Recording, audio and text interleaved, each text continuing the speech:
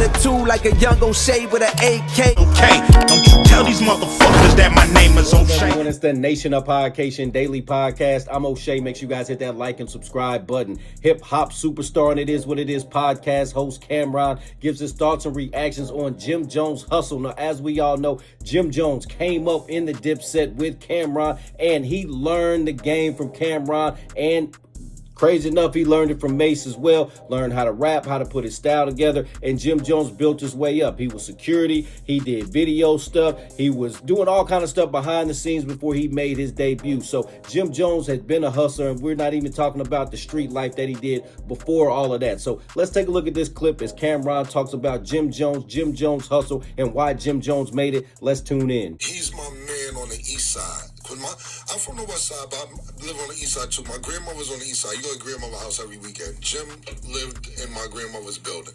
So I would see Jim time to time and go to his house and rap. And we used to tell him, like, you need to just learn how to do this shit. We all doing this shit. And we would teach him formats and so on and so forth.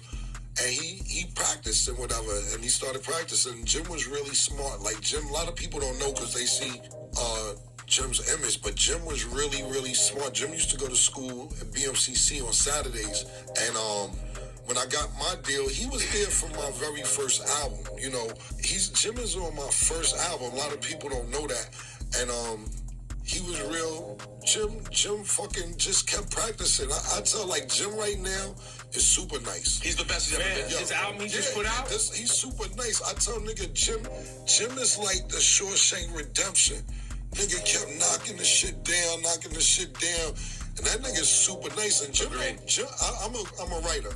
Jim don't write his rhymes down. I'm very impressed. You know what I'm saying? He doesn't write his rhymes down. He go in the booth, and all that shit is in his brain. I'm a nigga who write that shit in my phone. So, we just was working with him, and then him being around, Jim figured it out to where, what I like to tell niggas, they don't have to step under me. He learned to build his own relationships and learn to go politic with other people. And people always see the Jim Jones, the crazy one. That nigga's super smart, bro. Super smart. You know what I'm saying?